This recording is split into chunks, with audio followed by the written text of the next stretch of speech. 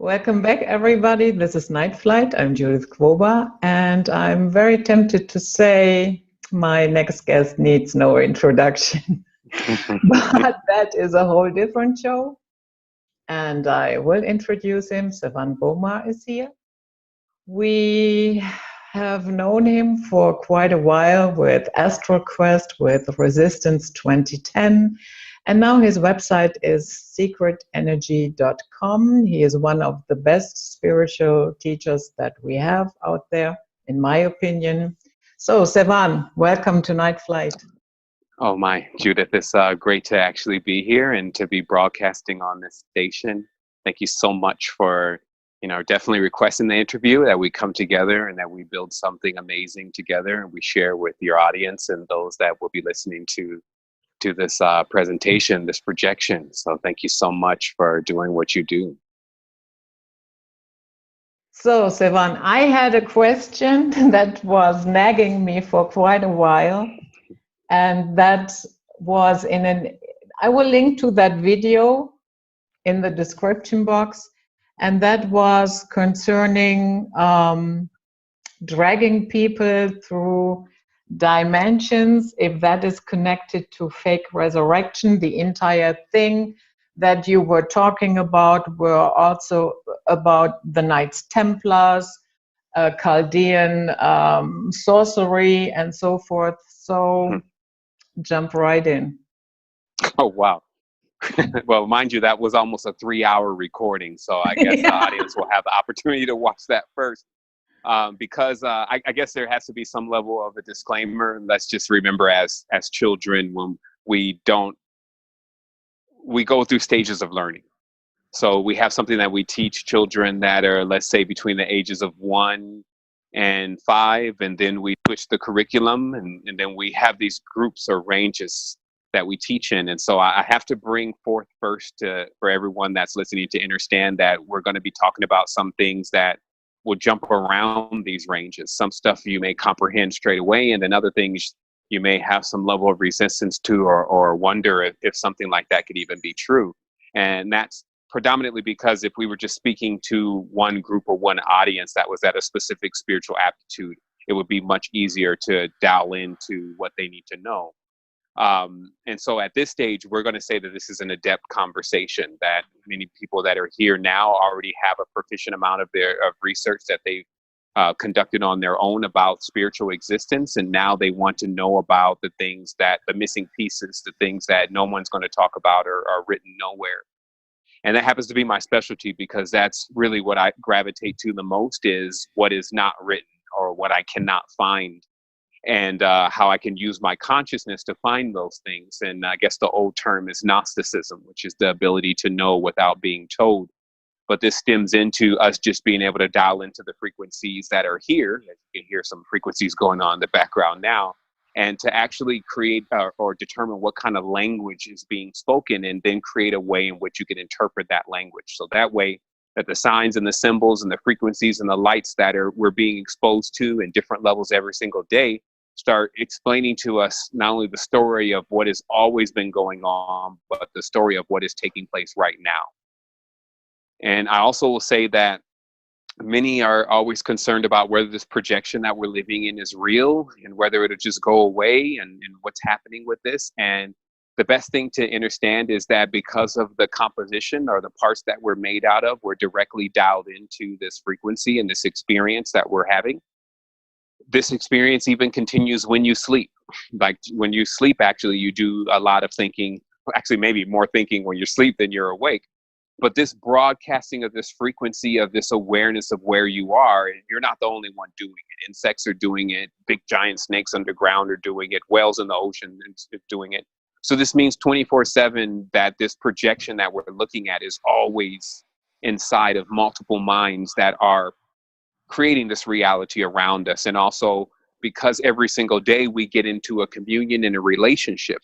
Every time we take a breath, we're now in a relationship with air. And now a lot of people are also in a relationship with air, and a lot of entities are also in a relationship with air. So this gives us also mediums or channels of communication, because many of the things that we're made out of exist in other things. So I use this blueprint, if you may, to crack some of the toughest mysteries, not just in an inquisitive standpoint. I do love that. I love to ask questions. I love to answer questions, but also to actually get into some real solutions in relation to it being 2019 and us living in a society that must go beyond us looking at the TV or listening to a radio show about what we should do, and then going on to another one, which is actually Dogma, another show, and listening to what you should do, and then it never actually sparking your consciousness in a way and catalyzing you in a way to where you actually realize that it's on you this time, that if you don't do anything,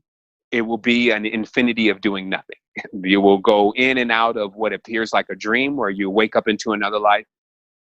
And just like in a dream, when you are sometimes aware of your dream while you're asleep, you don't actually feel like you're in a dream. You feel like you belong. You feel like you have friends there. There's things that you associate to.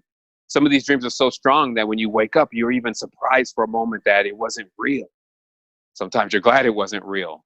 But just like that, every night is an example, because everything here is an archetype or a template. Every night that you go to sleep is an example of the big deal or the small hand on the clock and what happens when you go to sleep, per se, or what we call dying.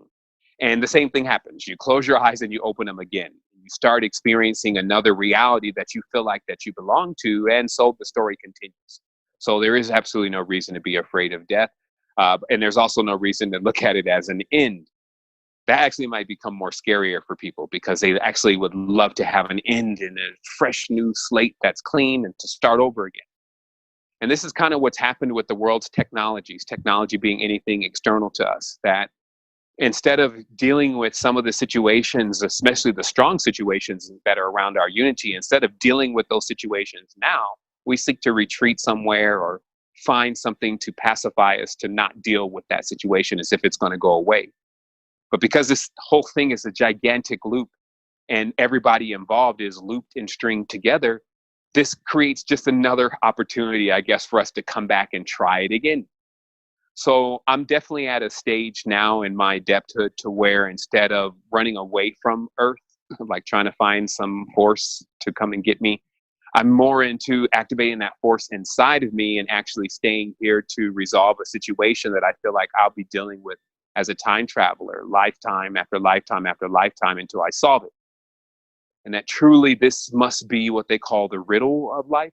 And together we can solve this riddle, because riddles are like puzzles, and puzzles have pieces. So if each person is a word in the riddle or a piece in the puzzle, the more that we come together, we can figure out what's going on. And so that is one of my main driving forces of eliminating any kind of barriers, let's say racial barriers. Racial is a funny word because it actually hints to shapes, as in the word racial, R-A-T-I-O, hints to shapes and measurements. And while the word racial, R-A-C-I-A-L, seems to be some kind of pun or intention towards racism. But truly what's being mentioned is that we come in different shapes and sizes. And that's really the beauty of the entire thing, because we get a chance to see something unique through each other, another unique mirroring part of ourselves. But if that starts to become why we fight with each other, or why we fight with ourselves in this case, then that's the lesson to be learned. So here we are now, all in this bubble, if you may, working to realize who we are through each other. The ultimate maxim here is all is self, meaning everything is actually you. And time is how long it takes you to figure that out. Because once you figure that out, all this merges into a space that is likened unto what many people talk about when they have this near-death experience. And then they go beyond all of this and they feel this celebration and this welcoming and welcome home. And you feel like family is there and you feel comfortable there.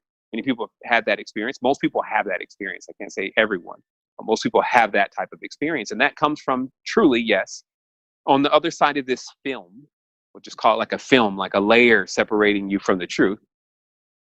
On the other side of this film is everything that always is and ever will be. And on this side of the film, the same thing is going on, except it's in small parts. So there's absolutely no pieces that were in a space before, but that are not here now. They're just in another shape and another form. So this should encourage us, because We're not waiting for a specific time. We're not waiting for a specific being. What we are really waiting on is what comes from within for us to activate to this awareness that, I guess, Tyrannosaurus is running around as a chicken. That snakes do actually become birds at some point. That simple stuff that you find in what we're saying are our modern arts and our studies of science, etc., are already revealing, not in the greatest way. There's more proficient ways to see this, but they're still revealing the maximum truth about the order of what's happening here on Earth. And also, I want to pause for just a moment to speak on words, because this is important to get this out before we start. By the way, I have a diffuser going on down here, so it doesn't look like I'm on fire. That's to keep the mosquitoes away, because I'm in the jungle and we cool, but we ain't that cool. A word on words very briefly, and spells, because it seems like that now humanity is catching on to that words are spells, words have power, and all this kind of things. Watch what you say, watch what you do. But, you know, until you take this stuff inside, it's always like you're looking at it like in a laboratory floor or in a scientific sanctum, and you don't really know what it feels like. You're just kind of studying it. But that, no, we're living it. So I can show you how quick word spells work, because I think it's going a bit far for people in etymology right now. So let's take this word heart. Okay, now we know heart is an anagram for earth. You know, do it yourself in your mind. Heart, you move the words around, it means earth. Many know that. So it's simple then. If I don't use my heart in some form of my communication and my connection with things, if I'm taught to just use my mind, it's useful, but if I just use my mind all the time and I never connect with my heart, what that also does is it begins to alienate me from earth, because earth is the heart. Further, because earth is also the body is a direct template from earth, also alienates me from my body. So just being in a society that promotes more that I use my mind, especially when communicating, versus my heart when I'm communicating, would automatically equal multiple levels of rejection. It would be like I'm falling down a ladder. First, I'm rejecting earth. I'm throwing trash all over the place, and I don't really care what's going on. I don't even like to be in nature, don't like to hear nature, and think it's boring. And then on top of that, I would look at myself and I would put all types of trash in my body, eat all this trash. I wouldn't even like myself when I looked in the mirror, and look outside for solutions. I would look to other people and I would like imagine that I was them. And this would all come from me not communicating with my own heart. And then also, when we're communicating, we're connecting, this is energy. Okay, that's what this is all about. Everything is energy. At least they figure that out. So because of that, that means that when we're actually communicating, when we're connecting, we're also charging each other. We're literally boosting each other on these communications and connections. Many people can testify to how they felt after, you know, having a nice build or a nice connection with someone that they just met. Stefan, yes. Are we cutting out a little bit? Yes, and okay. Your internet, it says it's red now. Okay, let's do this. Let's pause, because this will be easy for post-production for us to just cut this out. And let me just go to where exactly the internet is. Let me go sit on top of it, and then we'll continue. Okay, so what I'm speaking about is how we charge one another and how each of us actually function as a power source. So this is why community and tribe is so important. And if we become isolated, then we power down, literally, that our consciousness is not actually capable of maintaining its high level of power. So this would be like a metaphysical depression. Some people wonder why they don't feel activated or able to do maybe these mystical things. And the truth is that power is tied into us activating a certain side of our consciousness that in many cases requires that we learn how to not only connect with others, but that we learn how to connect with everything. So I just wanted to begin with that in relation to energy and how energy works, and us being the solution, because we could talk about so many different things in this conversation, and some can feel overwhelmed and they can even feel like there are no solutions. But we are the solution. You never know what is in a child or a baby. You just know it's something unique. Every time you see each human being born, they have a different fingerprint. The swirl on the head is different. And these are indicators of the uniqueness of the soul. And in the ancient times, we worked proficiently to unlock each of these students, these children coming out. We worked to unlock them so they can bring their uniqueness, because really they were our ancestors returning again. And this is just a very simple way of understanding how this works, because everybody also is here now. All the ancestors are here now, waiting to be awakened. And what happens with children, you know, for those who have children, they'll notice that these children oftentimes they do things that they find themselves doing. Like for me, for instance, my daughter, she lifts her leg up when she sleeps. And I do this. It's just kind of like a habit. My wife hates it. And so this is passed to her. So something as minute as me just keeping my leg up while I'm asleep is passed to someone that is my sibling. But how? Through what? And we know that that's the DNA. But we need to get a very strong grip on also hereditary issues, right? So you can have hereditary issues passed from grandmother or grandfather to you, right? And so we need to see, actually, there's more even going across than hereditary issues and little personality traits and things that are being passed. Everything is being passed. And it's just about at this point whether we want to accept or whether we've been trained how to accept everything, all of our power, rather than maybe a very badly condensed last 300 to 400 years where it seems like you were more or less the villain in the story. And what I'm talking about is that it seems like everybody's culture has this thing where they are like looked down upon. Oh, and you did this.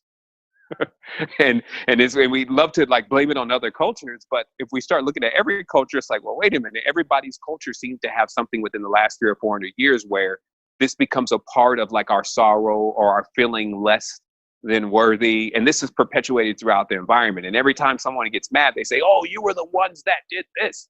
And they generalize this as if you are now a part of this nation that they actually don't even want to educate you about as far as what they really stand and exist with.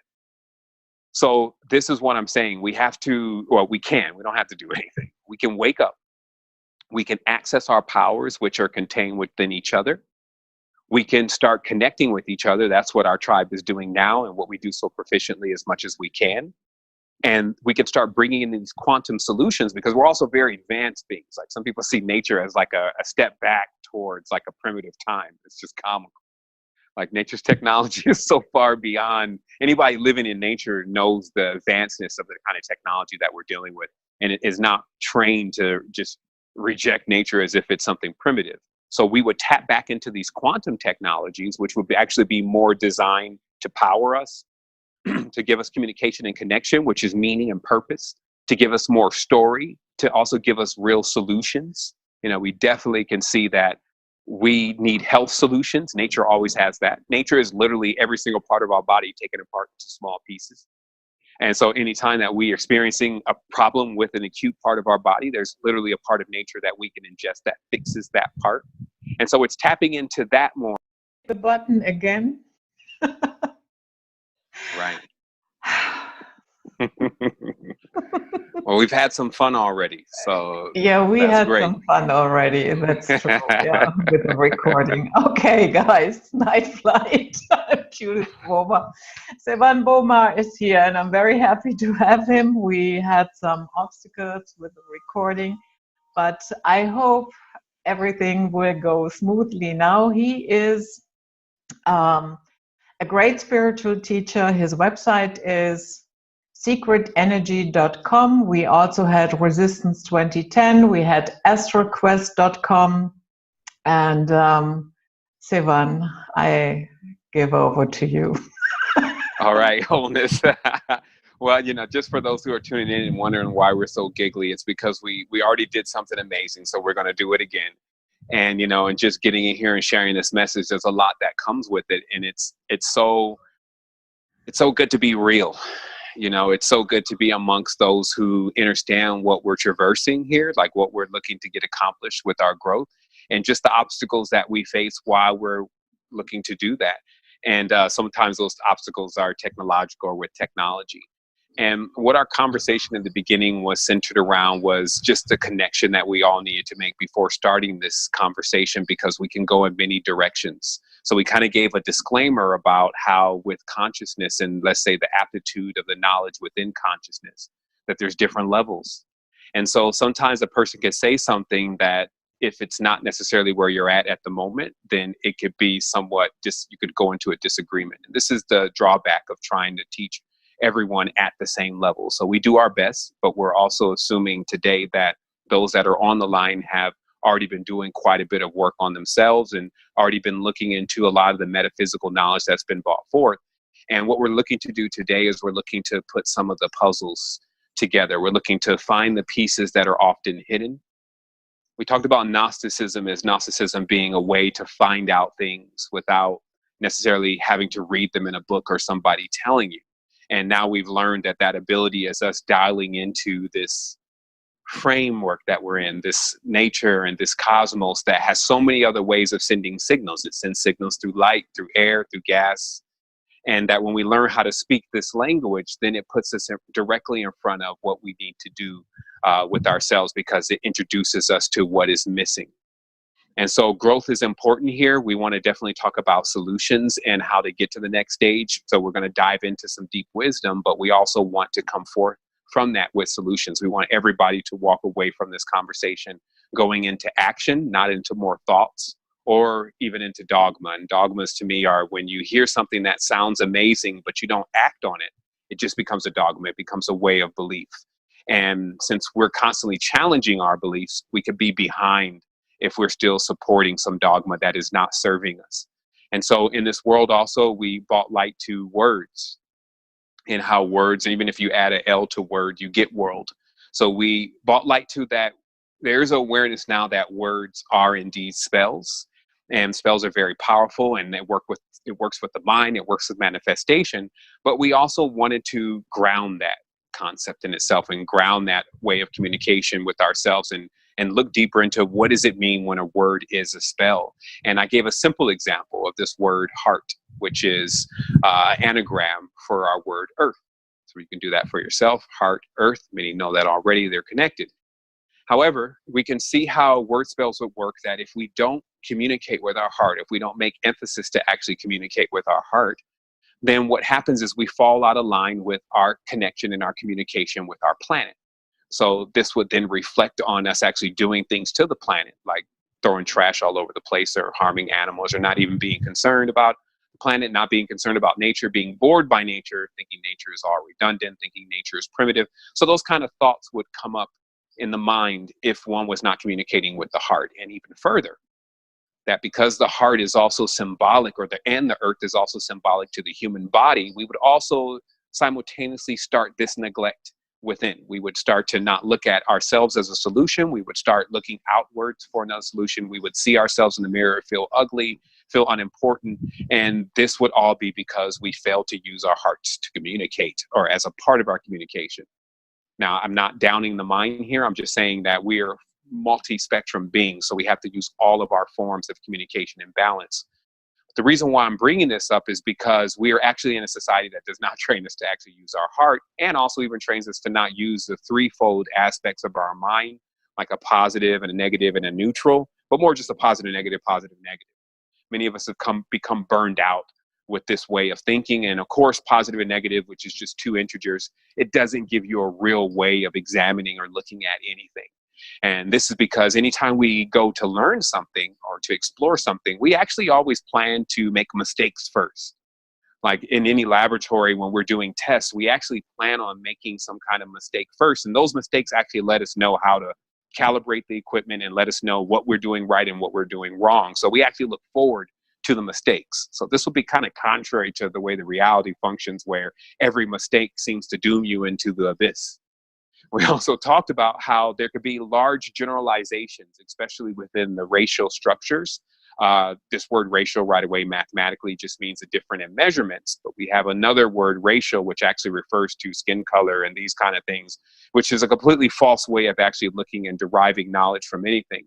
But that if we are not considering that we need to use this multi-splendid, multi-level form of communication, or otherwise we don't really survive, this puts us in front of just asking the question, how do we accomplish this? Because I can get on here all day and we'll talk about some nice stuff and blow your mind away with all these secrets and mysteries, but at the end you'll be, so how do we do this? How do I enjoy this?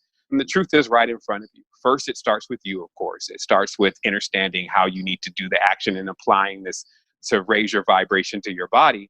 But also that your brothers and your sisters, no matter what color, shape, frequency, or spectrum that they're on, are actually a part of the solution and part of the big picture and the story that you're living out. One of the big things that we made sure that we talked about in our recent conversation was to really bring light to that this is going to go on infinitely. So if you're looking for something to come from the sky, or you're looking for something to come and save things, then that's not going to happen. And that you're going to continuously experience this reality over and over and over again, because what happens here is very akin to what happens every single day when you go to sleep. That true enough, archetypes are all over the place. And if we want to understand the archetype of death, it is in a day you live, you have your high point, you start getting sleepy, and then you go to sleep. And in this process, you dream and you start living again. So this is no different than what happens at what people think is the end of their physical lives. They are then removed from this frequency for one moment, that's going to sleep. And then they start to become aware of something else. This is the dream. And then they start to live in that something else and forget about what they were doing before. This has happened even for many people last night. And so with this stage of awareness, and armed with this stage of awareness, what we now have also is the ability to back down most fears, because a lot of fears are surrounded by death. And we have also now something that lets us see there is a greater courage that is being demanded, because I think it's a little bit more challenging to realize it's never going to end. And that possibly even ideas of death come because people get afraid of life and get afraid that life is never going to end. And we talked about even how that is even possible within matrices like the ones that we're looking at right now. And this is because we're not the only ones thinking about Earth. We're not the only ones living an experience on Earth. We have other animals that are doing that. We have other humans that are doing that. And so what this means that in everybody's image, which is everyone's imaging this and through their imagination, through everything's image, it is projecting the space that we're actually living in now, even whales, even large serpents living in the ground. So even when you fall asleep, but even though when you're asleep, you're actually doing more thinking than sometimes when you're awake. But even when you fall asleep, this will still remain static because there are so many beings here connected to actually keeping it together. And this brought us to also another major awareness that we're going to need some friends in this, that nothing here is really done alone, no matter how much you think it is a completely false concept. Even to take a breath is already to join in with yet another being. And because breath is actually flowing through quite a few beings, then you also have access and an ability to communicate with other things that do breathe. And that's just breath. We didn't talk about water. We didn't talk about cesium. We didn't talk about any of the other elements that also exist here and coexist here together. So we're also invited now into the spectrum of saying, okay, are we going to deal with this now? Or are we going to stick our heads in the sand and wait for infinity to continue? Are we going to approach each other now as feeling that we need to create a unity? Or are we going to adapt to these principles that have been learned within the last 300 to 400 years about just saying negative things to us, about things that we don't even actually understand if they really took place or not? And what I'm actually referring to is the real reasons behind many of the atrocities that are ascribed to cultures. So I noticed in my own deeper studies and inner reflections that it seemed that every culture had some type of bad story or reason to point the finger at them and say that they're the bad ones. And then when we notice the overall play, that if everybody is doing that, that works really well for the oligarchy, that we would all become depressed and unable to work with each other. And then a part of that depression would be to get more mad at each other. So I think that in anything of this level of unity, where you have so many different parts, the last thing you would want to be is a racist or a person who doesn't like something else. But yet we've been adapted to that. And that the judgments within our mind, the true power of the mind is actually to be able to go into any space and explore that space. But to use the mind strictly as a judgment tool, a yes or a no, has birthed quite a few atrocities and quite a bit of abuse within its use. So that was a quick summary of what we were talking about before we were going to begin again, which we're going to do right now. And but it's just us also saying that the reason why we're here and the reason why we're sharing is because we do feel a connection. We do feel completely in love with this experience. We have seen the proof of co-creation. I'm living the proof. And things do definitely get more harmonic, more balanced. Some people say get better. Absolutely, it does. But that's actually on you. And that's how you would want it to be. This is what you dialed in, that somehow you would still have some kind of control over your own existence. And now, because you've gotten to the age, if you may, of having to do that, needing to accept your responsibility, that you're no longer a seed, that you're now a bush at least. And at this point, you now have to have this maturity that gets you away from things like, my God whoops your God's ass any day, or that this color is better than this color, or any of those kind of things, and now fess up to truly what we must begin to repair, begin to put back together, especially with quantum solutions. And we did give a word to quantum solutions, which is how nature works, what we're seeing in nature. Nature is not a primitive cave beast. And if you may, they always look at nature as if it's, going a step backwards. Yet when we see even the liquids within some of these trees, even the word vegetable means stored power, like a battery, saying that in every single little square inch of this, even though it looks green, it's actually all different shades of green. And there's lots of different chemicals and fluids and liquids that all make up our lineage, if we're willing to share it together. And last but not least, we did also talk about how on the other side of this, it's very important, that on the other side of this, everything is completely connected. And that's why many people, when having those near-death experiences, feel as if they're going home, feel as if they're connecting with family, because the only true family is that we're all together and we're not separated. And that we can easily enter that space once we start to reprogram our consciousness to be aware of what is the truth, and deprogram ourselves from all of these lies that evoke division and evoke separation. Now, in the division, in the separation, it does create a space that looks exactly like the one that we're in now, except things are separate. But we always must be aware that everything that we're looking for is actually still right here. And what I mean by that is that we're not actually waiting on something to show up or waiting on something to happen, except for ourselves to become awake into who we are, because we can find even Mr. Tyrannosaurus running around as a chicken, and we can find that still birds and snakes, or snakes evolve into birds. We'll find a connection with every single thing and where it's existed throughout time, if we're willing to pay attention. So this is a love affair, every bit of a love affair. And we're going to talk about that deeper today and how that works in symbolism. But we've been trained to become somewhat disenchanted with our lover. Our lover is nature. It can create anything for us. But you can imagine some will take on in their masculine side. We all have it. Females have a masculine side. A disdain for someone who wants to do everything for you. Have you ever had someone that just loves you so much and cares about you so much, and then you just start taking advantage of that? Just like, oh, I don't want it. You even try to abuse her a little bit. Oh, get out of here. This is what happens. I'm sure everybody's seen a relationship where they was like the perfect guy of their dreams, and then this girl was like the worst girl. And they were like, oh, if he was just mine, I would treat him so well, or vice versa, right? So all this comes from, we must be mindful of keeping the flame lit. Like we talked about this in the ancient temples. Keeping the flame lit, keeping the attraction and the awareness around who we're still engaged with here and how we're engaged. Because that is our life force, and all being energy. That means that even communication is a form of energy. And that's why I said our solution is each other, because when we're connecting with each other and we're clicking with each other, and we get happy, like somebody just gave us some energy, and we go on with that. And that's because we're all uniquely configured, like pieces in a puzzle, to fit together. And the only way we're going to know the story here, the only way we're going to rewind before the times of Babel, where the confusion started, is to actually come into awareness of who we are. And this is a good time to do that, obviously. Like there's a time and a place for everything. We have the right channels, even this YouTube thing and a lot of this other stuff is allowing us to communicate across the world. I'm here in Costa Rica. Judith is in Germany. And but she felt a connection with exactly what was being said in a specific interview and what was happening. And she reached out. And then I made that connection because I connect with those who are just ready to receive this expansion. So that gives us a really good summary of where we were. Now we can start going into what's next. What do you think, Judith? Yes, we can. I have unmuted myself. No worries. And that is why it took some time. Yeah, as I said, this particular video that I have seen it multiple times now.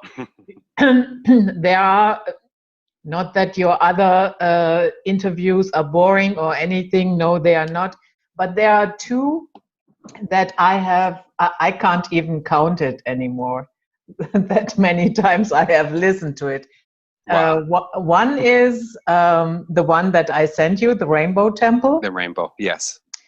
And the other one is your first video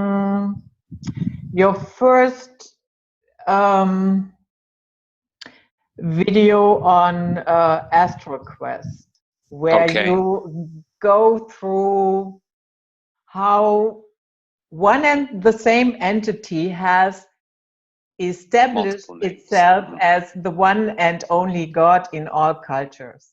Right. Okay, those are juicy ones. I'm definitely going to have to make sure I get those links from you, because we're trying to create a best of list. I know some people may be a little bit overwhelmed with some of the content that I have, because it is thousands of recordings. And I have my personal favorites also. Sometimes I feel like I just come in dialed in, and other times I feel like that maybe I'm just infuriated by the situation. But yes, the rainbowism is very deep, a deep message, and AstroQuest itself as a series and Keymakers are very deep series. And as we talked about before, because it's 2019, you know, there's a time and a place again for everything, and messages always transmute and synthesize themselves. Some stuff from the past is just like too complex, and then other things it makes simple sense, and so it's easier to digest. And so today, it would be great if we can even get to a synthesis of rainbowism and some of those earlier AstroQuest recordings in relation to, you know, what people, or maybe the audience, is feeling like is still a mystery, is still a hazy. Because sitting in front of me is like sitting in front of an almanac. You know, it's the original term for what an almanac really is. And in that, I'm keeping all the annuals in my own DNA, in my own activation, because I need this stuff. You know, a lot of times there's this whole activity of where I got to do this for everybody else and all of that. And that works, but you'll run out of gas the moment somebody leaves a few bad comments. Like, you run out of gas the moment they tell you on your next journey to your next level of awareness. There's this in-between point where you're just completely not right or wrong. You're just kind of in that in-between. So you may lose a few friends, is what I'm saying. So it's very important for you also to realize why exactly you're in this. And they say that anyone that they found that had extreme abilities to go through not only things, but also activate certain levels of awareness within themselves, it was because they had a strong reason to live, that they themselves had become so immersed in life and their willingness to never die out and never to be smothered out, that they broke into something else, as they say, break into the other side. And now all these terms, actually, we can even talk about what these terms really, really mean, because there is actually nothing in the English language that doesn't connect directly back to or forward to your story. And so what we're doing is we're actually gathering all of these pieces here, gathering the pieces of your path. And I'm going to explain just very briefly why we would want to do that. And it's because if you're actually fed a culture, let's say, for instance, you're fed an ideal, right? A lot of this goes on through the movie. So we can just say that you have Barbra Streisand trying to live out in Arnold Schwarzenegger's body on top of Nicki Minaj's lyrics, okay? And what I'm talking about is that how people are actually still basing themselves, which is a part of our original structural system of how we learn, is off of archetypes. So we imagine, like, and if you look at any ancient culture, are there archetypes are all different actions and things that go on in life, like in the Hindu tradition and the Tibetan tradition, all those original archetypes, the Neteru and the Bodhisattvas, etc., were all actions and things that happen in life. And so life was interconnected with deity and entertainment now, because there's parades, there's all this stuff that goes on around this awareness. However, in this society where we've remixed that literally into a form of industry, which is, let's say, the modern media, this means that all of these characters that we live off of are now these modern characters. I call them the as below stars. And now in the person's mind, they have chunks of data. Let's say what I feel like it's to be Arnold Schwarzenegger, to be strong, to be on the front of the magazine, to all of these different things that I may put in my mind. And I may do that as a child, is what I'm saying. And I start building up that profile. Now, the mages know this. The sorcerers know this. Okay, so that's why anything to do with even shamanism is always about storytelling. So storytelling is a big part of this. Hollywood is the biggest storyteller. It actually changes stories around the way they want. So what happens is that if we have these chunks of stories inside of us, and they have nothing even to do with our own culture and nothing even to do with our parents and our history, what we have then is we have a data set, if you may, an actual program that's not only not ours, but it's not complete. Because even Arnold Schwarzenegger was getting his program off of something, and Barbara Streisand was getting her program, and Nicki Minaj is getting her program off of something. And this has become so run down. What people are literally running on, and this is until they come into the awareness of themselves, is basically a false code that just keeps looping. And this is how it starts. This is how you can witness people. You can come back to them 2 years later, 3 years later, and they're still doing the exact same thing. The exact same person talking the exact same way. You visit me a year later and you're going to find a whole different operation going on, a totally different thing I'm talking about, because I'm ever changing. I'm moving with the cosmos at the speed of the sun. But if you're in a loop, because what am I traveling through? What am I living in? I'm living in the DNA. I'm living in the memories. I'm living in the light. So when I'm doing that, I'm actually going through that as my experience, and I'm projecting my experience as I'm going. So we're all doing that. But again, are we projecting this loop for ourselves to where there's not really much outside the loop? We can only repeat what the other person said? Or are we tapping into our uniqueness? And we talked about the uniqueness as a fact because everyone has a different fingerprint. Everyone has a different type of spiral on their head. And this uniqueness is actually a big key to all of this. And we talked about how your uniqueness is actually what's frowned upon in society. If you have your own little way of doing things and your own way of being, and you go into the workplace with that, they're going to be like, okay, Cindy, stop doing that. Do it like we tell you. And if you keep exhibiting the uniqueness too much, not only does it allow people to basically find something they don't like about you, because think about what uniqueness really is. Uniqueness is what is it about you that makes you different from everybody else. But see, in a society where what's making you different from everybody else is making you an outcast, you can see how your uniqueness will promptly be hidden. You would do that even subconsciously. You would push away what it is really about you that makes you special, and then you would bring forward to feel comfortable what everybody else wants. Okay? And this is how your power and your ability is actually hidden away. So all I'm doing here is I'm explaining to you step by step of how a human is deactivated from all their powers.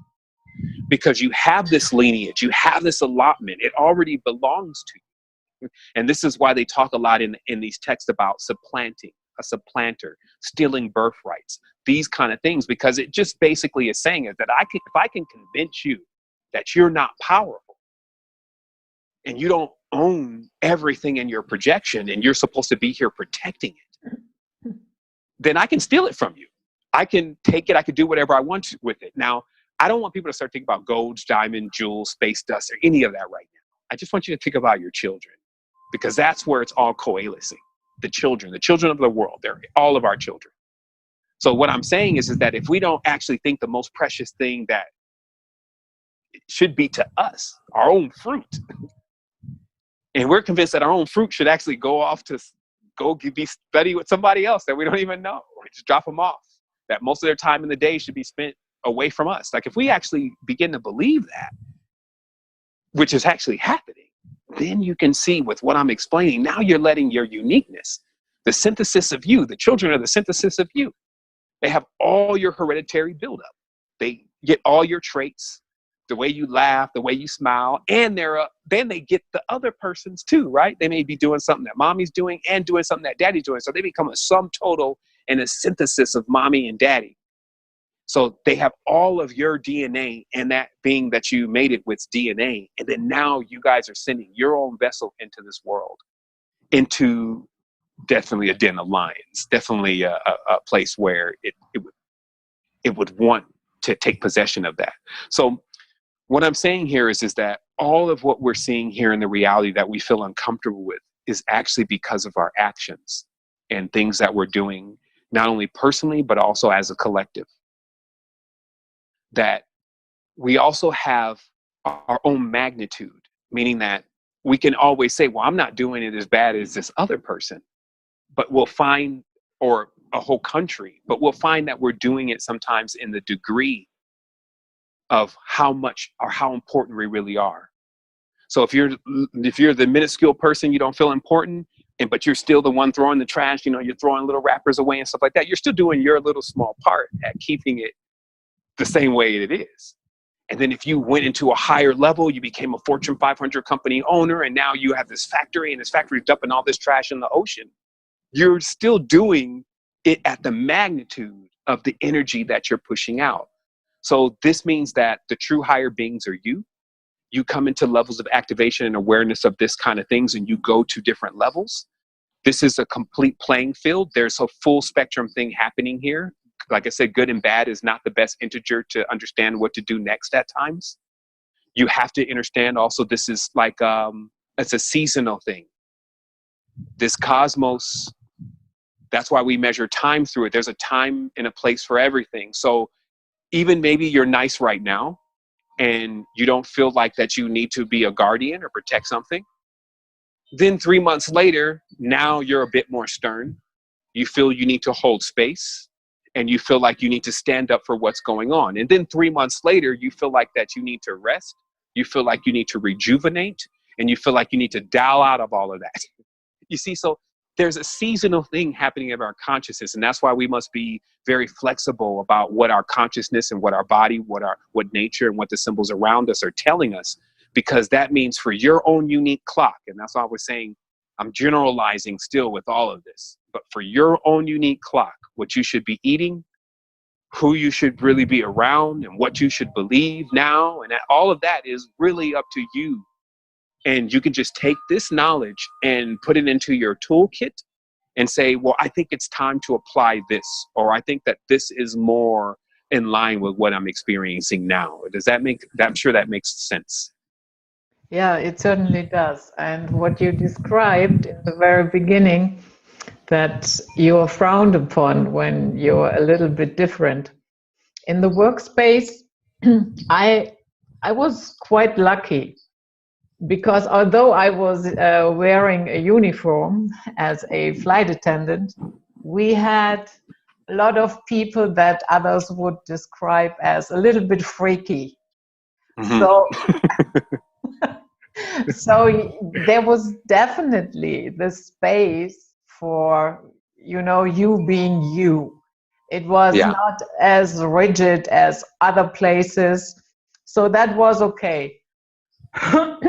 But even these little things, I had a conversation a couple of days ago with Sonia Barrett, and I told her that sometimes I get funny looks when for some stupid reason, I have to tell somebody, yeah, well, you cannot text me, I have no cell phone.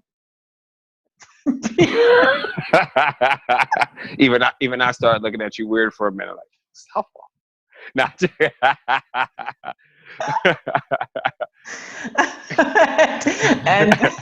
and Sonia being Sonia, then she said, yeah, well, I think I should not even do that video with you. I was laughing the other day. I grabbed it. They were trying to get some kind of computer device to work so they could type something into it, and it just wouldn't cut on. It wouldn't work. And I grabbed the pen and I said, should I try to go back manual? I mean, should we just try to write this down again?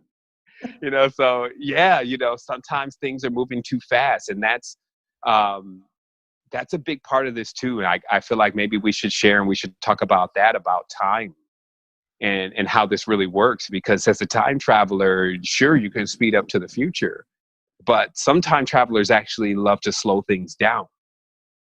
There's two different abilities in time travel. And if you notice that now time travel has become a big part of even the conversation, Mandela effect has become a big part of the conversation. But again, it's examined like a scientist is examining something on a cold laboratory floor or table. It should be taken in the inside so we can see the true essence of what is being said. Because as a time traveler, we all are time travelers. We're literally carrying as from our parents and their parents' parents, a sum total and a synthesis of what we all experienced. And the big importance of realizing that we can speed up time and also slow it down is the reality of that in this projection we're living in right now, things keep going faster. It's getting too fast. And many people are starting to account for that days go by so fast. They don't not only have time to do anything, to connect, but they just feel like they're being overwhelmed. It's like they go to sleep and they're back up again. And now it's 3 months later. And I definitely could attest to when I was running my life at the speed of industry. Like the chips get faster, the computer chips get faster, the memory gets bigger. All this is saying the same thing. People want to manifest more money, get greater projections. I want more power. I want to open up this and I want to explore that. And all that is all saying the same thing. It's just saying more, more, more, more. And this is where maturity comes in. This is where adepthood comes in, because we know on the other side, there's actually an unlimited amount of energy.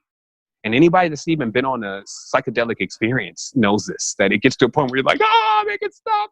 Oh, no, make it stop. And all the body is like, ee. So this means there's a lot of energy on the other side. And the moment that you open the doors, all that energy starts flooding in. So it's really governing the energy actually and regulating it properly, which is how the body was designed. Govern and regulate things. Even electronic devices are mostly capacitors and resistors and things that are regulating this 20,000 volts coming off the power line, because you don't actually need all of that power. So now let's think about reality once again. It's like, oh, more power. I want to become bigger. I want to become larger. And then what happens with all that? Everything starts moving so fast. I believe personally, even Hadron Colliders are connected to this because they move at an alarming pace. And they just do that in a ring. And this would be similar to if somebody was just doing that in the bathtub. They just were doing like this and they just never stopped. Eventually, the whole bathtub would start going like that. It's just kind of like a no-brainer. So this go faster, faster, faster, faster is actually a big part of what these so-called controllers, dark magicians, whatever, are getting into at this point, because they want you to strip. I'm not talking about dance at the club, but it is something like that. Strip means that your chakras are also hooked to all of this. This is one big machination, and your chakras are hooked to that. And so when it starts going faster and faster and faster, and your vibratory frequency goes faster and faster and higher, your wheels spin more and your clock spin more. And this is all great as long as it's well oiled and nothing is broke. But if something is not oiled properly and something is broke, then what happens? Even if you drop a small piece into a clock, one of those little small cogs break, one spring, it not only serves to not let the clock right, but often that piece falls into other pieces and breaks them too. And then what you're left with is a bunch of broken pieces of the temple, and now having to fabricate all the pieces again and put this tower back together. And that's actually the stage that humanity is in right now. So a big part of that is slowing it down a bit, realizing that you actually control time. And while you've learned to speed it up, you also need to realize that you're at your most powerful state when you get into the Zen, when you get into the zone, and when you're not freaking out about something. Like, even if I have to prepare for these radio shows, this is years and years and years of doing radio shows. I'm on a decade now. But it used to be a wild thing when I would get on. Like, I would be so like, I would have my message all in billets. I would have so much that I wanted to say. I would have rehearsed it already in my mind in the shower. And then somehow, after the line didn't connect first, and I started getting too hot, and my water wasn't there, and I figured out my thing wasn't charged, everything that I had to say was already gone. And then I was just in one of those, hoping that I disintegrate in front of everybody's eyes on live TV, because I had pretty much nothing else to say or to remember, because I was too confused inside of my mind. So that's faster, faster, faster. And that's also this perfection thing, which is a bit strange too. When we actually start getting into imagining that people who don't know anything about themselves are really good judgments of you, who you don't still know who you are.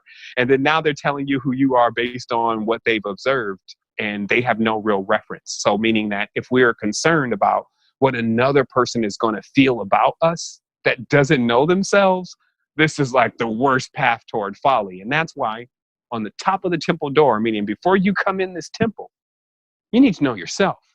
And some people think that's a pun towards studying the body. And it is studying the body, metaphysics, and all those kind of things and how they connect. But literally, there is no real external temple. It's all being said right there at the door. If you're trying to walk into an external temple, if you look up at the top and they're still telling the truth, it'll say, know yourself. And that's when you're supposed to actually walk away, not enter the temple, but walk away and go learn about yourself, because you are the temple. And that's what those sayings really mean. And so now we're rebuilding those temples. We're restoring the knowledge, and we're doing that within each other, because there's nothing else to really build here.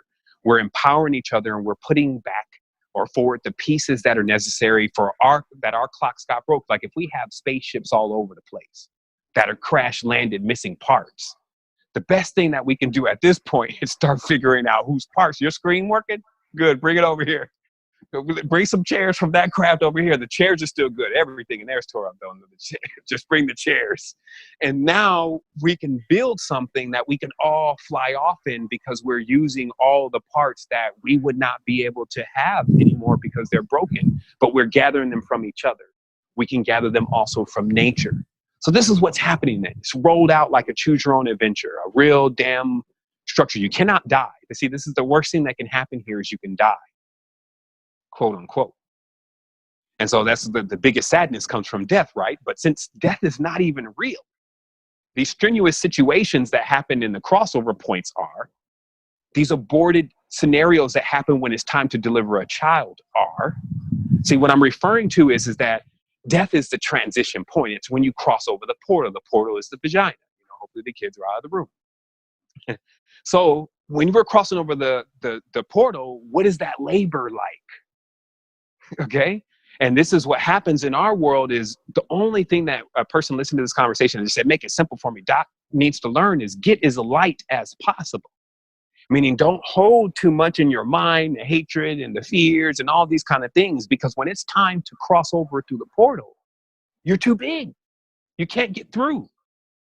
And this is why the laws of Ma'at, which is our mother, which is also math, will always be true because every single level of knowledge is already encoded within how we exist every single day. When a baby comes through, he's not a big ass human coming out of a womb, big ass baby with a beard. No, it's like a very small seed-like thing because the womb is small. So too, when we leave this, if we can compress everything that we're about into a small quirk, we will pass through into that next stage, no problem. But if you're too big, you're going to wait. You're actually going to get stuck. You may even get lodged in the tube, which is very uncomfortable. So everything about you may go in breach. All of what that would actually equal for the distraughtness of the child's process through the birth canal would be played out in life. So this is how we can read even our experience. Like, how did you come in the world? I had master teachers that would sit me down, and one of them, his gift is he could tell you where you had been hit. So what is this about? Because I was like anti everything. So everything had to be reloaded again for me because I'd start off not believing, and then you would have to explain to me what it was all about before I would accept it. And what he was explaining is that just like when we're coming through the womb, we also come through the stars. And that when we're coming through, we actually collide because there's no order here. There's a lot of order that's out of place. We'll hit other things. Boom. This may be the person that you hit last life, literally in the mouth with your fist. Because all these actions are done again in every single point and moment.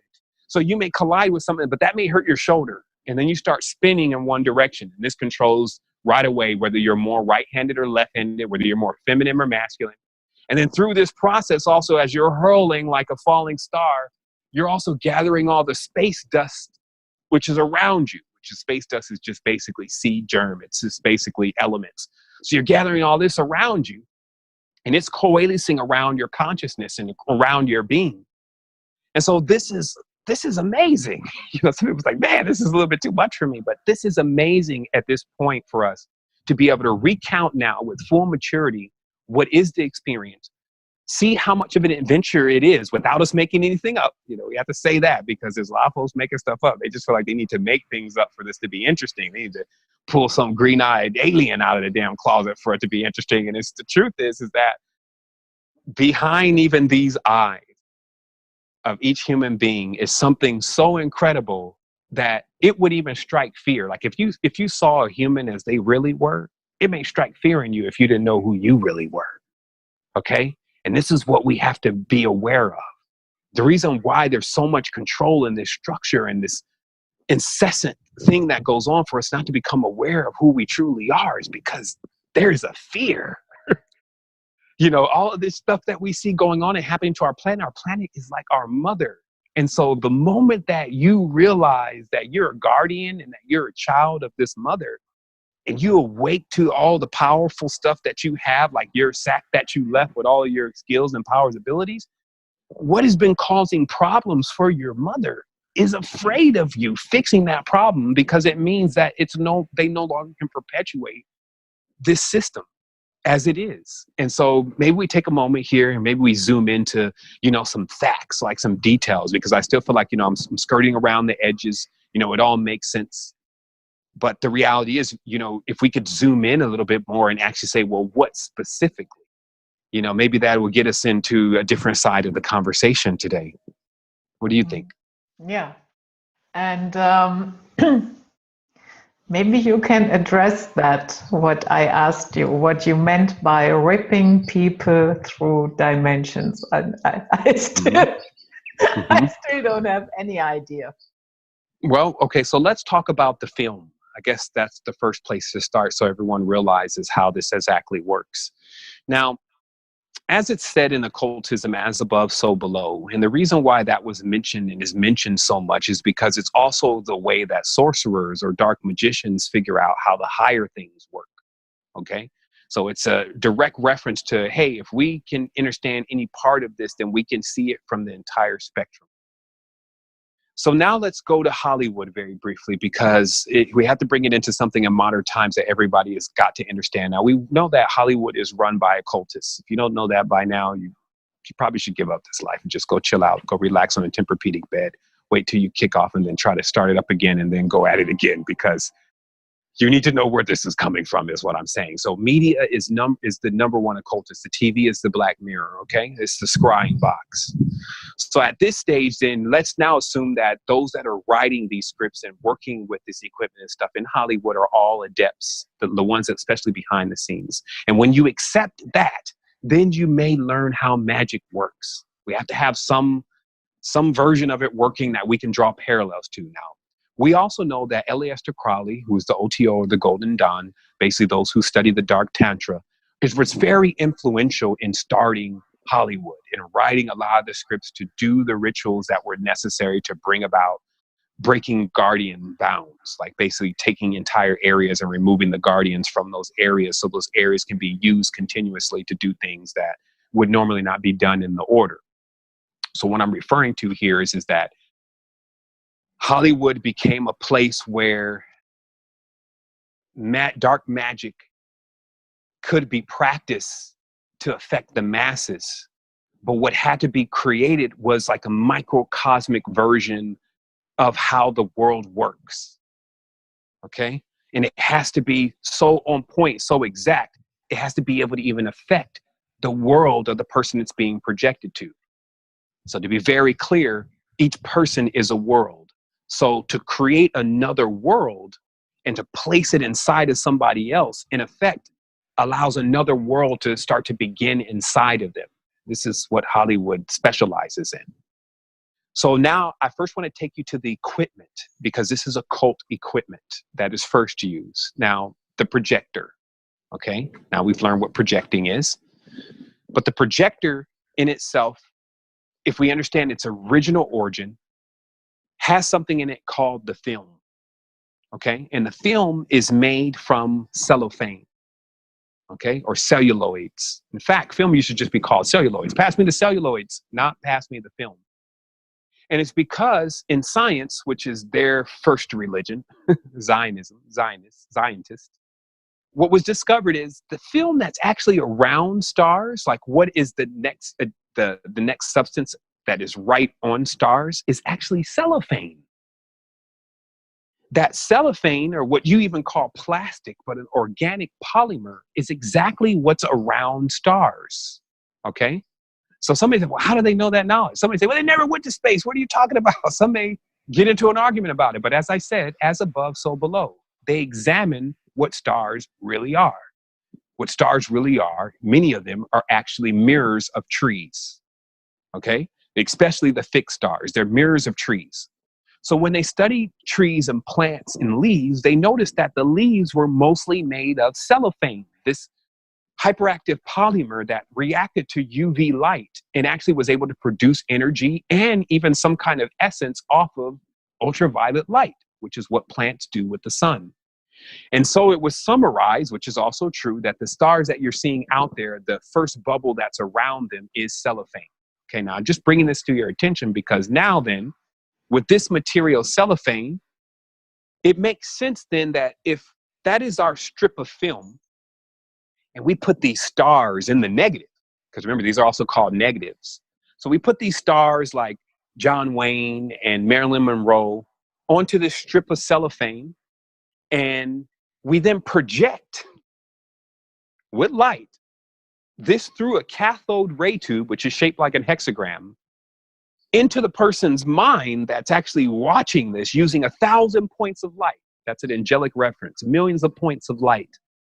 Then in effect, we can actually send an entire world into their mind. Okay? So when I say the film, anytime in this conversation, you should understand that what I'm referring to is that it's an actual layer that starts to become created that separates you from what's really going on. Now, this was also taken from, because remember, this is not their invention. This was taken from that nature does this also. It's like her way of kind of soothing her children. She puts a film over their eyes to kind of shield them from darker things that happened at a certain time. So I'm going to explain this. When you die, if you haven't made the breakthrough yet and you haven't like knocked down the tunnel to yourself, there are all these doors, films, if you may, that are separating you from the past life. And every time you die, that door is closed. And there's like a film or a separation that's between you and the last life. And it's hard to either get through that film, see through that film. That's why you don't know much about your past life. It's hard to break through that film. Okay? So this is what I mean by when someone can be dragged through worlds, is that every time something stops and begins and there's a film in between it, this basically makes it like a separation for a person. Now, I'm going to make it even more clear, especially for those who like symbolism. If you notice when you look at a shell in the ocean, the ones that spiral and fly, there are these little parts in each, little separations in each part. It's like where the calcium builds up, forms a wall, and the wall becomes the structure that builds the next case. Okay? And that's why a shell generally has these separations in it, and you can't put your hand all the way through it because it actually has like little films that separate it.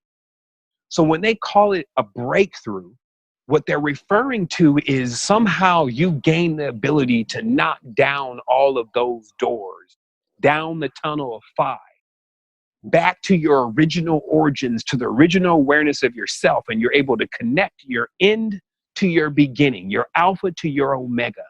At that point, you become hypersentient. And until then, you exist with these films or layers blocking you from the past life and blocking you from the awareness of what happens after death and what happened to grandma, what happened to grandpa, what happened to great-great-grandma, what happened to your son, what happened to your dog. That place that they are is on the other side of the film. Okay? We call it outside of time. Okay? So what Hollywood has done is Hollywood has created a lot of film. Now, how you know this is phi is because now look at a film strip. Now, a film strip is exactly identical to the flat earth model. It is exactly how a projection really is. It's a disc. And the main thing to realize here is that if we took that one piece of film, which is like tape from a Hollywood strip, and then we just threw the reel, how long is that film? Super long. You ever even a tape deck, have you ever unraveled all the tape? You're just unraveling all the tape. You ever done that? It's fun, right? But what is that tape actually made out of? How is that memory being stored on that tape? Through magnets, right? That somehow this film and these magnets is storing memory. Where are they getting this stuff from? You think they're inventing this stuff? They're thieves. They don't invent anything. They're not original. That's why they're dying, because they're not original. Only things that die are things that are not original. Anything that is original will exist forever. So they're in the world of death because they are refusing to accept certain levels of knowledge. They're aware of how it works, but they don't want to accept that. So what I'm getting at here is that real that you're looking at, look what they call it, real. This is what I'm saying about etymology. It could be simple etymology, it could be complex etymology. But now you got this real with these stars on it and this film in negative. And it's all phi because it's a spiral. And now the entire life or the entire movie is wound up on this reel. And it's just waiting to get played. so that it can be projected into another being's consciousness. And when we realize again that these are the deepest levels of magic, you know, you may just see this as like, well, that's just technology. No, this is how magic really works. And this is how worlds are projected into a person's mind. So then we go further and we find that there's a story that is continuously retold over and over again in the movies that you love. Now there's fill-ins, movies that you may not feel that was the greatest movie, but there's these movies that you really love. And they wrote a book one time and it was called, it's about the necessary characters that have to be in a story. So just as I told you before about sorcery and those kind of things, really storytelling, there's necessary characters that have to be there. And you've seen that in some of the lineups of Disney's, you know, the grumpy one, the antagonist, the protagonist. So these characters, as long as that they're included in the story, it makes it a good movie. And where this knowledge is actually founded on astronomy or the stars, the house of cards, to where if you can get the major arcana all playing in a role together, then you can create theatrics. So this is where all of this really comes from, but it's taken directly from nature. It's taken directly from our mother. And it's not only just taken, it's then used to psychologically manipulate us, to suggest things that we may not understand completely how it connects to us. Like, for instance, in Sesame Street, there's a character that each child really feels that they're more like. So a child can walk away from Sesame Street from the first time feeling like they're more of an Oscar the Grouch, okay? And then from there, if they have been able to dial in, this is William Wundt, this is John Trump, this is many of the people who developed the school systems that we're working in now, that child can walk away with feeling like that they're not only an Oscar the Grouch. Now in the next movie that is made that is working with this same template, there is now a new Oscar the Grouch. He's not going to be called Oscar the Grouch, but he's going to serve the exact same role as Oscar the Grouch did in Sesame Street. And now the kid is going to watch that new movie and he's going to identify with this character. Now this is a process. That's what I'm saying. This is not happening just in one movie. Because it may be 10 or 15 years down the road when, just like Avengers Endgame, they just kill all the characters. You see what I mean? Because they will run that character through all these different cycles that they need this character to truly perform. So let's say, for instance, there's this character that is hyper intelligent, that is more like a nerd, gets bullied around, but actually ends up developing something that changes technology in the face of technology in every way that it should be. And then somehow he also ends up becoming a villain towards the end. So that same kid that felt like they gravitated towards that nerdiness and creating things, but children making fun of them, until all the way to a point where they develop something. Now that may be George Bezos now, owner of Amazon. And what happens is how they always maintain control is Oscar the Grouch has a handler, if you may. There is a psychological subset around Oscar the Grouch.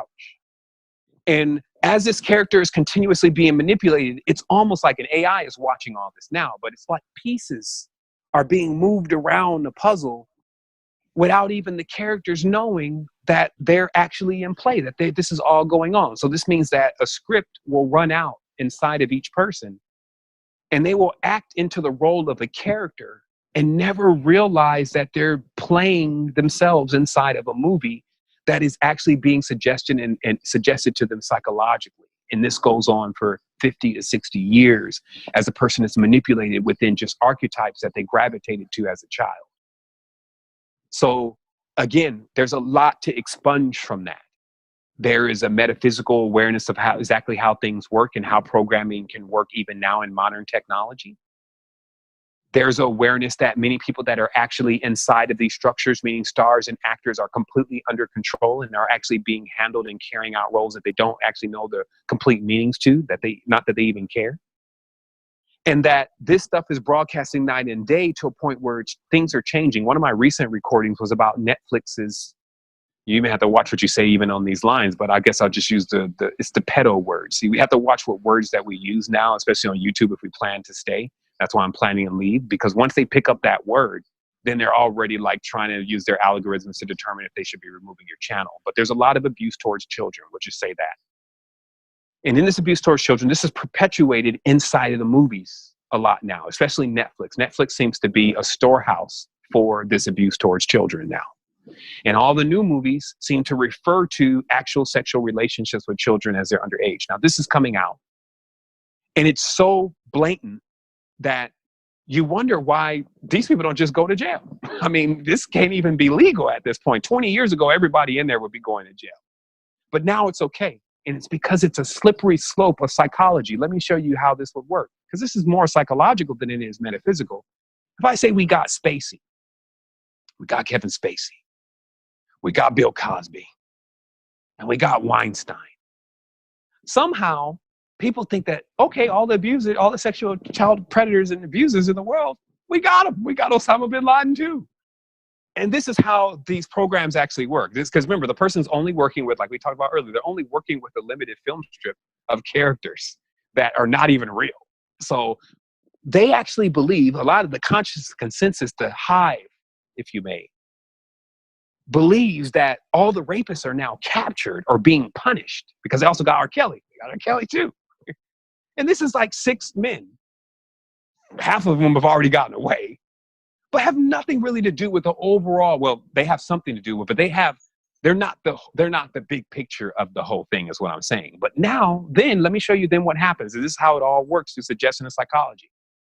Now, since these guys are in jail, now Netflix is making these new movies where right away the children are being casted in these very ultra sexual roles, and the child is only like 12. But psychologically, in the person's mind, who's already been brainwashed by the last program that they just sent out across the media, they say, well, you know what? I know nothing could be happening with those children. They even say this subconsciously. They never think about this in their conscious mind anymore. They say subconsciously to themselves, because the subconscious mind picks it all up. Like, wait a minute, are they talking about having sex with children? The subconscious mind immediately says, no. Because obviously right now, if somebody was doing that even in Hollywood, somebody would be watching or policing that, because everybody out there is under fire right now. And if there was any kind of sexual abuse going on, it definitely wouldn't be happening now, because nobody wants to lose their job in Hollywood. What? But this is how the thought process is being morphed. So what I'm asking is, what are we in for next? With it now being okay, like rap music, it's just ridiculous. Like, this is disgraceful to the culture. I don't care what anybody is saying. It's like, for us to share the same skin color and for you to be talking and saying these kind of things, especially about other people that are involved in our same racial group, we need to oust you. But somehow this is the most popular thing, right? But it still perpetuates this idea and these stereotypes of what it's like to be in this skin color, which is most of the time false. And then again, and everybody gets it. Like I say, everybody's got something. Like, even if we throw in Germany, the Nazis, all that has nothing to do. The German people are still dealing with the poverty situation from that shady ass treaty that was signed when Hitler was acting like Osama bin Laden back in his day, just trying to deal with maintaining things before the bunker busters come and take up everything because they can't put their damn bank in. And it's as simple as that. But this force that continuously erects more and more protection around itself. Oh, you must protect our community. You must protect our symbols. You must protect. And this is what is leading further and further into, when this closes, it'll be like a film. They'll cast it just like a movie role. It'll have a grand crescendo, maybe a World War III. And then, it'll all file out and it'll feel like it was everybody's fault. And then we'll loop again.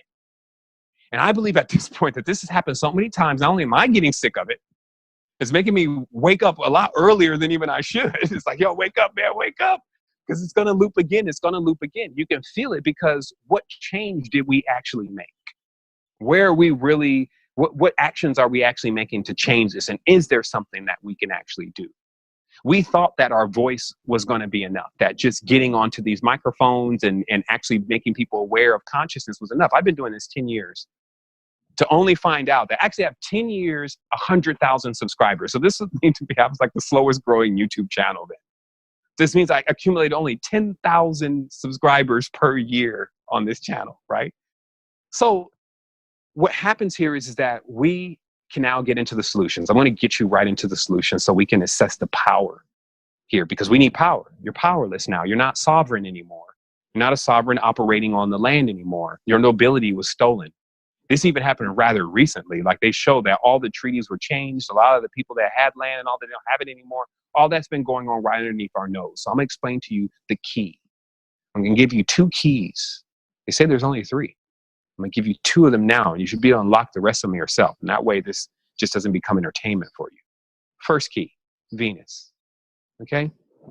I don't know how we missed it. That's why, you know, you're supposed to get knowledge also. Even if you're on the correct path, you get knowledge when it's time for you to get that knowledge. You could rush it all you want, and it just won't make any sense. Somebody could be telling you directly, but until it's your time, it won't make any sense. Let me show you something.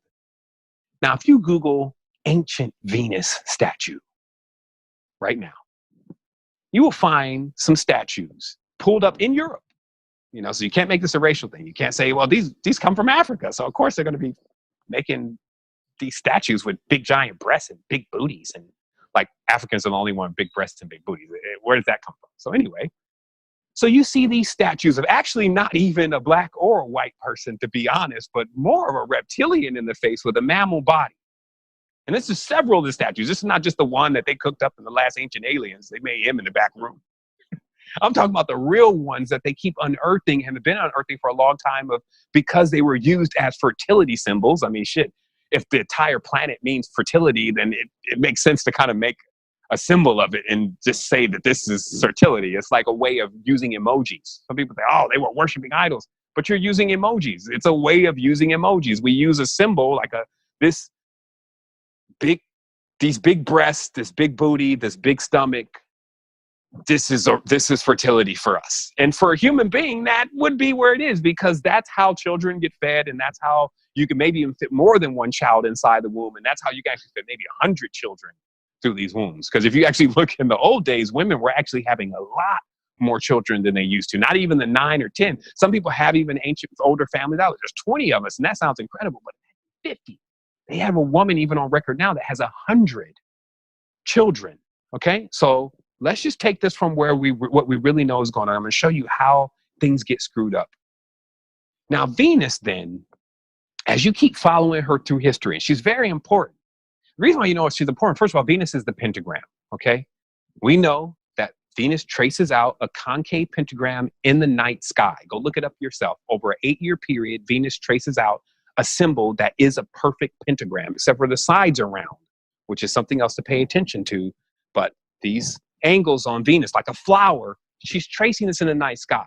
So there is absolutely nothing else inside the cosmos, outside the cosmos, in the planet, outside the planet, that could be more mystical than a planet that is actually tracing out a symbol in the sky over a period of time. Now, of course, you're not going to see it in one night.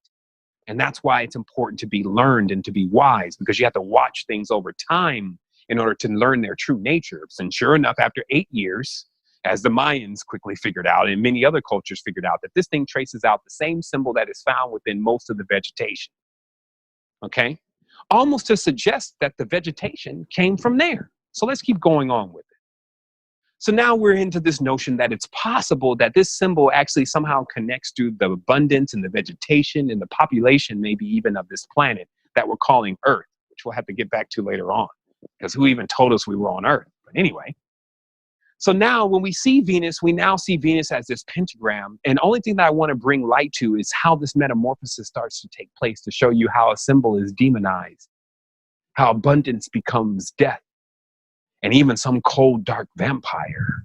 So as it keeps going, Venus ceases to become this very voluptuous, creative force, which actually doesn't even fit the male sexual psyche at this point, to be honest. Like when you look at those old statues of Venus, this is not a trimmed down chick from Victoria's Secrets. Okay, so it doesn't actually fit this model in the mind that modern men have been trained to feel like is beautiful. Okay, and this is why when you go in Africa, they actually find heavyset women more beautiful. You ask them about that. It's like, yo, brother, shorty over there, though, she's like a Coke bottle. Oh, no, brother, she's like a stick. This one I want. And it's like, but Mbutu, why? He'll be like, because she's abundant. She will have children. My children will be fat. We will all be healthy. So it's kind of like the same concept that came with the Buddha statues, that having a lot of weight meant that you were wealthy and you were abundant. And that's how people connected it. Because if you were starving back in the day, then a lot of other things you would be subject to. You wouldn't have the strength that you needed to endure. So the symbolism of fertility, love, connection, abundance was a heavy set woman. Okay? So now let's take it from there. The same Venus now, then in the next text over, gets a slight name change because Spanish belonged to the Moors. where we get our word amor from, which means Venus. It's a Spanish word meaning love. And this is because the symbol we have for love, which is a heart, when you break those 2 in half, they're 2 5, right? They're 2 5s. Now, these 2 5s, when they're separated, is called a broken heart. A broken heart. Because this is a reference to that. If you don't know about your other half, literally it's called your other half, and you're separated from your other half, like literally on the other side of the film is your other half, then you're heartbroken. Okay, you never feel like you're in love. You don't know your connection. You don't know what's going on. This is where all this symbolism comes from. So we find it interesting then that Venus, she gets her first makeover, okay, because this ideal of this voluptuous, thick woman is too much for everybody, and too much into the ideals of where they want to take, too much into the ideals of where they want to take things from. So she gets a facelift. Now she's got red hair. Her sex is on fire now. She's coming out of a clamshell. She's lost about at least 4 dress sizes. At least she's like a 1 at this point. And she looks nothing like the original. And this is what I was saying before about a simple question to ask yourself. If you create a truth on top of a lie, is it still the truth? I ask once again. If you create a truth on top of a lie, is it still the truth? Some people will wrestle with this. They'll say, well, whatever I feel like my truth is inside. No, not neophyte, adept. If you create what you feel like is a truth on top of something false, it is false. And this is why it was always known that man's knowledge, what we had cooked up now, was foolishness to the higher beings, because its initial root was on falsehood. And so if our ideals of Venus are not locked into the original symbolism, we'll lose the whole story. We'll lose what Phi really is, how the bodies were really created, where the plants really came from. What is the whole story with the divine feminine? Why is she a suitor? She's called the suitor. She's called often a whore. And this was a reference to that she had many partners, not that she was a stripper on the streets, that she could have lions, she could have donkeys, she could have plants, she could have humans. She was not limited to just having a partner out of just one specific kind of being, that she could have partners from everything. They called her the mother of monsters, meaning that in the beginning, the first forms she birthed were as large as planets, and they were fearsome. Imagine like cross between whales /this/that.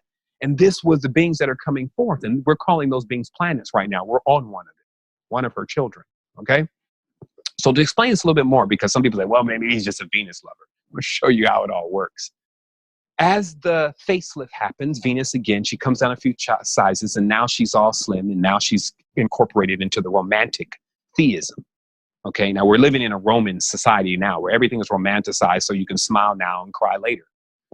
So now she's romanticized, and now she's taken off as this frail. Now she's frail. This is the main thing. She's frail, she's defenseless. And in most statues that are cognates of Venus, the arms are broke off.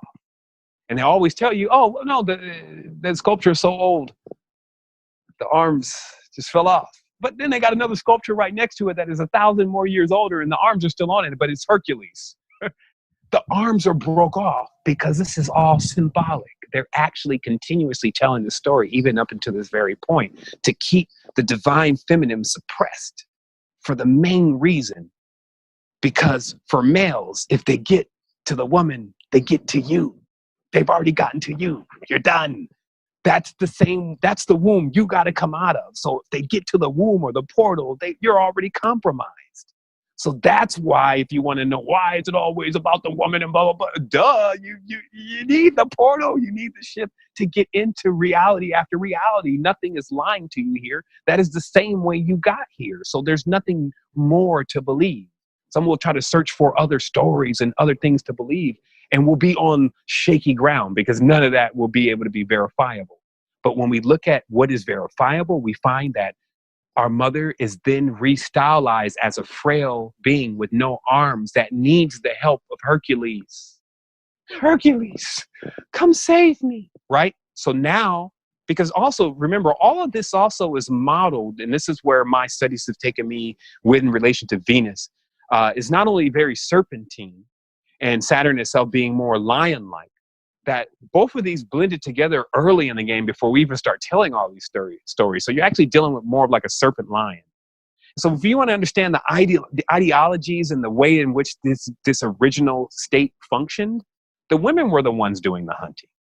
The women were the ones that were actually building up most of the structure. It's the same thing as what you see with the lions now. When a lion, the female does all the hunting. See, the biggest riddle here is they call it the mystery of the Sphinx.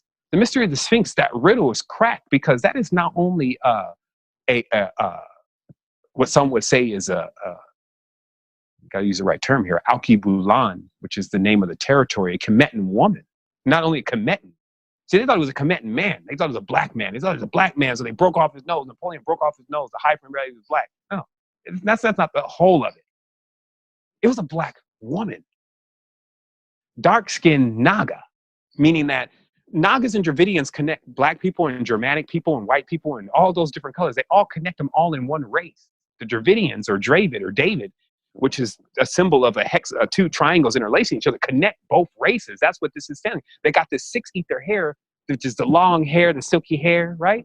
But they got this dark skin, right? And some of them even have blue eyes, some have dark eyes. So basically it's saying within all races, this is the mother of all races.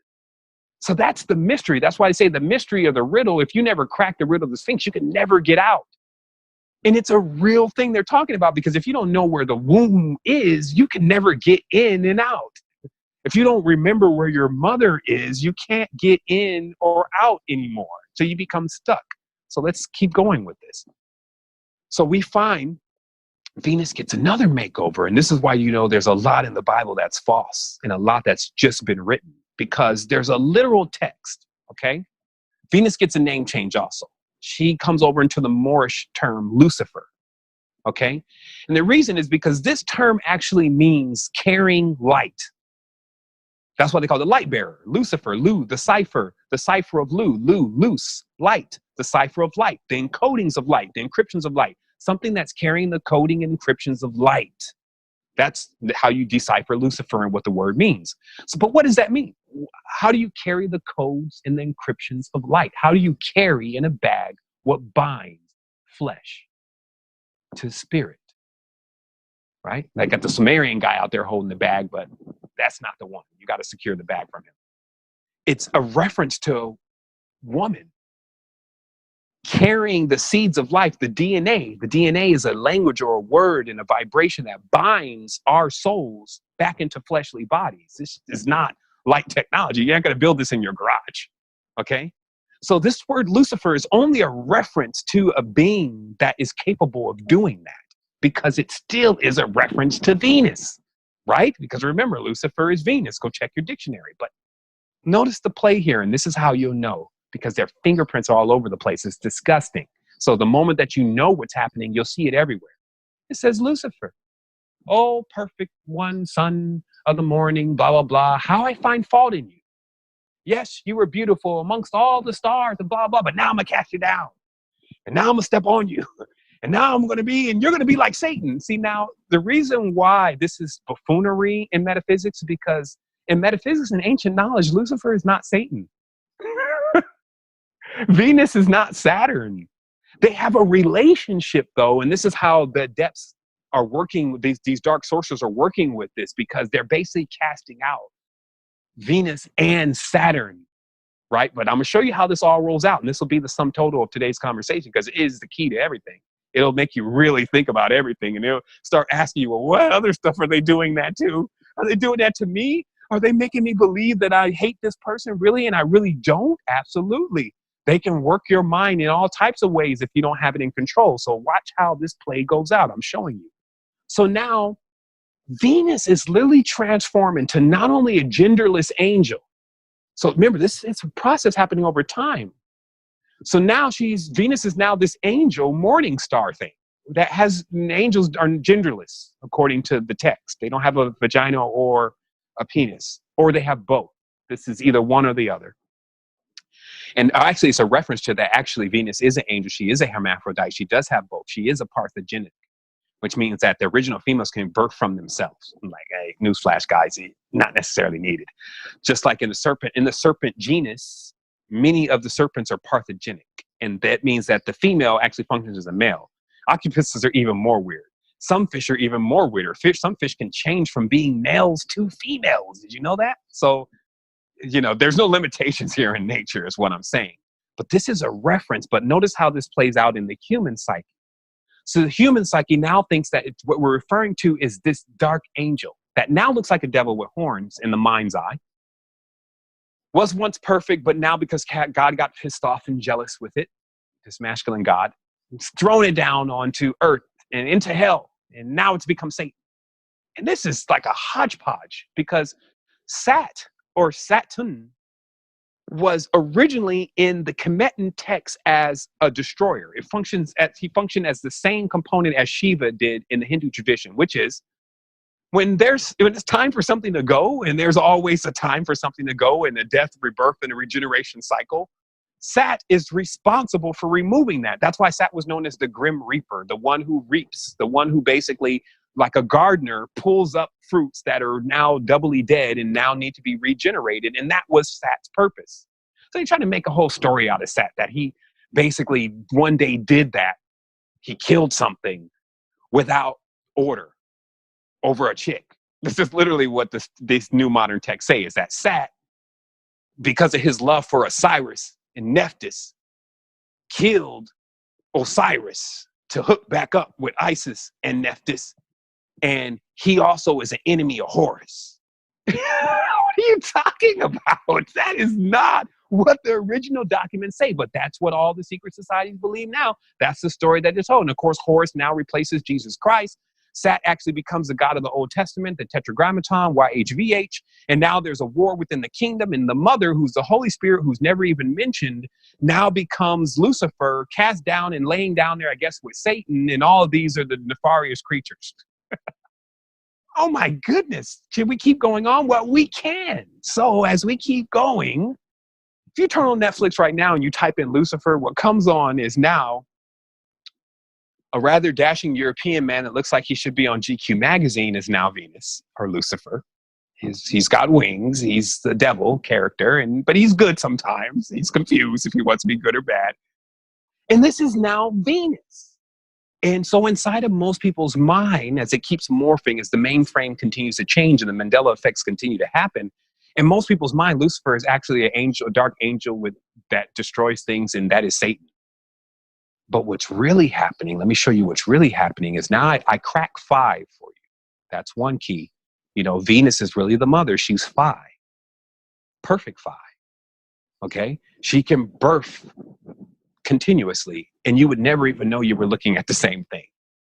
Phi does that. It is a number that keeps creating more and more and more and more, but they're never the same number.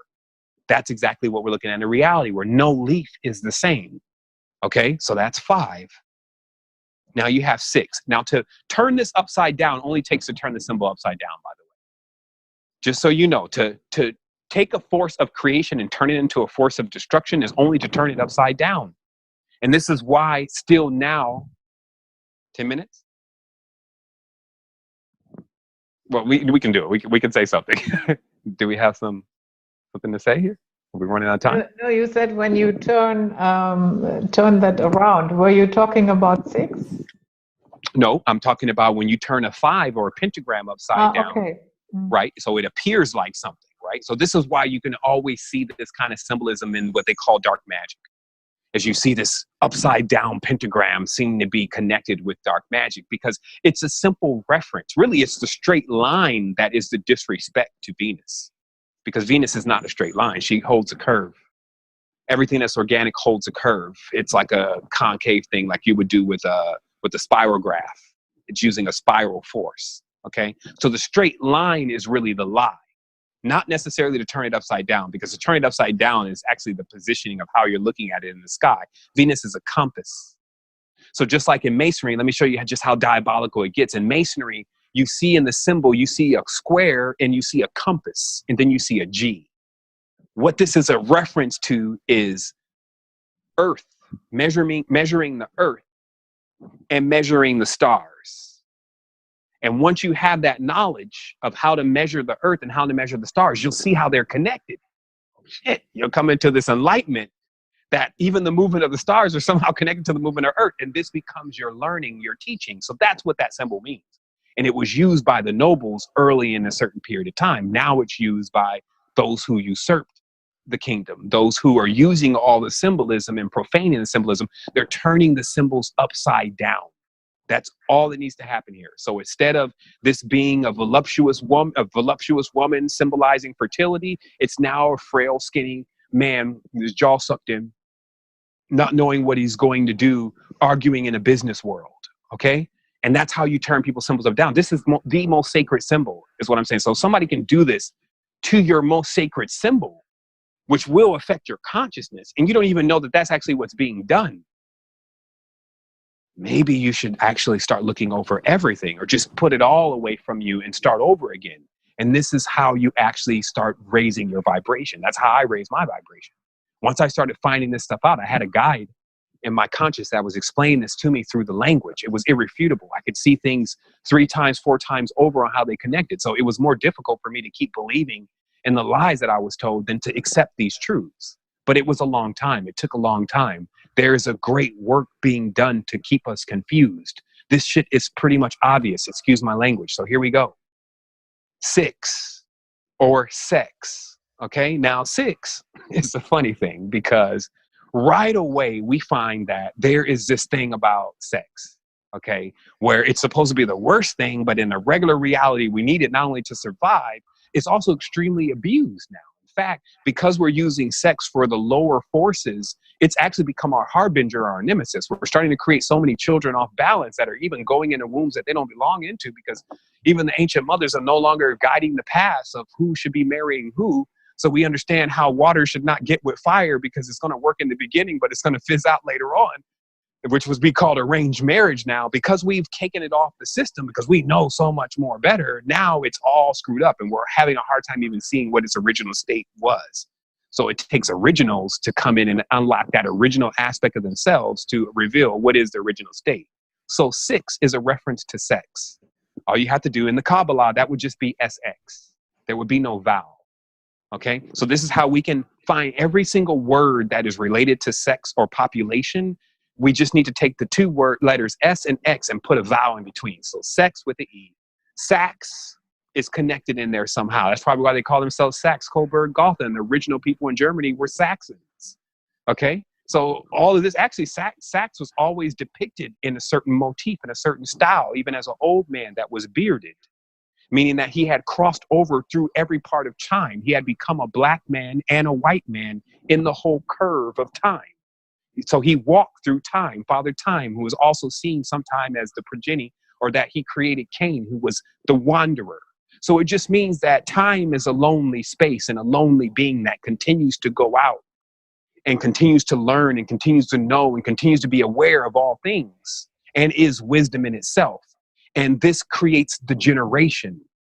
This is why when you see the planet Saturn, you see the hexagon on the pole, it's because that this is it's a generator. That's why even in modern electronics, when we create things that are supposed to have a good communicative and a generative component, we always use a hexagonal grid, not just because we're Satanists, but because this is the most proficient shape to design in that is going to bring about those results. There's real meters there, like an oscilloscope, that will show you if we build this like an octagon versus a hexagram, the octagon is not going to conduct into the bandwidth the same that the hexagram does. So this stuff is not based on our personal feelings for the day and some weird dogma that we've been taught, but actual real mechanics to how beings are created and how worlds are created and how consciousness is projected. So now we're sitting in front of 6, which is 2 interlacing triangles, seeming to hint that one of these triangles must be masculine, the other one must be feminine. And when they come together, something comes forth from in between. So in the center of the hexagram and the pentagram, also known as the tetrahedron, when you do it 3-dimensionally, in the center comes life. So life is birthed from this symbol. Okay?